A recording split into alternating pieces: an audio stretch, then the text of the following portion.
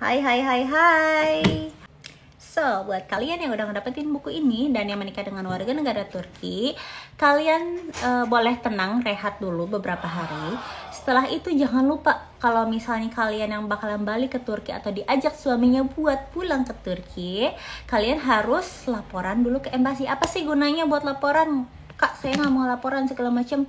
Nggak apa-apa sih, cuma nanti mau suami kamu nggak kedaftarin di negaranya kalau dia belum menikah. Nggak mau kan? Kita pengen kedua negara sama-sama udah sah gitu. Kamu sudah menikah di Indonesia dan dia juga sudah terdaftar kalau misalnya dia udah menikah juga di Indonesia dan terdaftar di Turki gitu kan. Jadi kita harus laporan ke embasi. Apa aja sih yang dibutuhin untuk pendaftaran legalisir pranikah itu? Yang pertama yang kita butuhin itu adalah fotokopi buku nikah kita ini. Kita bikin 3 rangkap. Setelah itu kita pergi ke KUA. Setelah di KUA kita minta stem basah. Setelah dapat stem basah kita bisa langsung berangkat ke Jakarta. Kemana? Kita pergi ke Departemen Agama. Karena kemarin itu peraturannya berubah, aku tuh harus ngedapetin 3 stem. Aku harus dapetin pertama dari Departemen Agama, yang kedua dari Kementerian Luar Negeri, dan yang terakhir itu dari Kemenkumham. Departemen Agama ini kita bawa persyaratannya buku nikah yang asli dibawa sama fotokopi yang tadi 3 itu yang dari KUA, KTP kita sama paspor kita. Setelah itu kita tunggu, aku waktu itu datang sekitar jam 9-an, beres-beres itu di jam 4 sorean gitu, jadi nunggunya agak lama. So, kalau misalnya kalian udah ngedapetin semua cap dari Departemen Agama, Kemenlu atau Kemenkumham, kalau diperlukan ya, yang Kemenkumham sama Kemenlu ini, sebenarnya simple aja sih, kalian langsung aja ke embasi langsung serahin semua dokumen yang ini yang ada. Dan yang sebenarnya yang kalau yang nge-follow aku sih ya, nge-follow Instagram aku, kenapa sih Kak mesti bolak-balik Jakarta Bandung nggak bisa nginep apa? Nggak bisa, karena aku harus ada dibutuhkan cap segala macam dari KUA karena ada kesalahan data. Nah ini yang jadi masalah buat kalian. Nama kalian, nama ayah kalian, nama ibu kalian itu harus sesuai, karena kan di buku nikah kita ini ya, nih dilihat di sini ada nama ayah kita itu siapa, nama ayah pihak cowok siapa, itu harus sama sesuai, gak boleh beda dari akte kelahiran kita sama akte kelahiran dia juga, jangan ada yang beda namanya.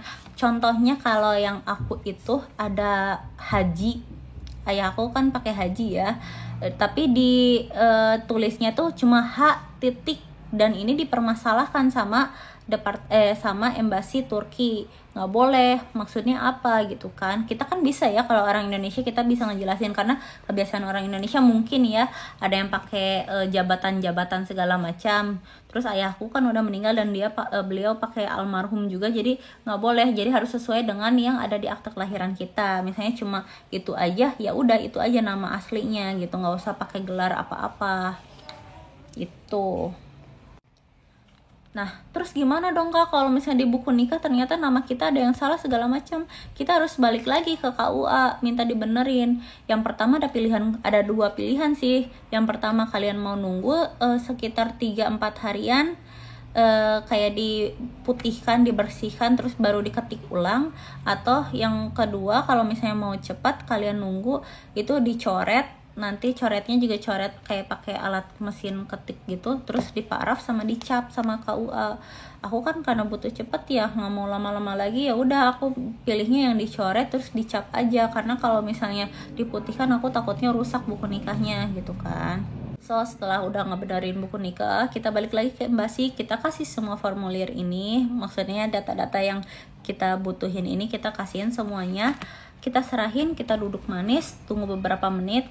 Setelah dia nge-confirm kalau semua data kita udah benar, udah kita beres pulang. Ada biaya sih, tapi waktu itu kita nggak bayar, nggak tahu kenapa, mungkin karena kita bolak-balik terus, nggak tahu juga, mungkin pasangan lain juga nggak bayar, aku nggak tahu tuh ya.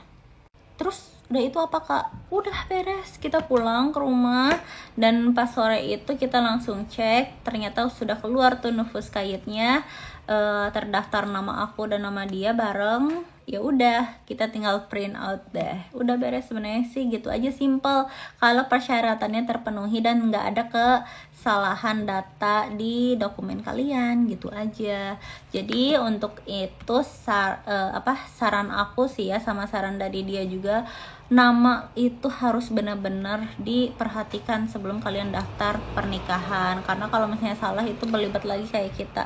Itu masalah perkara haji aja itu dipermasalahkan. Jadi kalian harus benar-benar dokumen itu harus siap. Nah, buat yang mau langsung berangkat ke Turki setelah pendaftaran pranikah ini, kalian harus siapin persyaratan visanya gitu.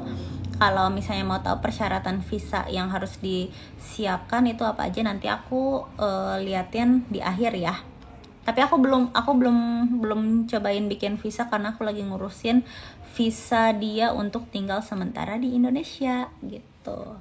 Jadi gitu aja video dari sekarang, singkat, nggak lama, gitu aja. Semoga bermanfaat. Bye. I got my head out the sunroof. I'm blasting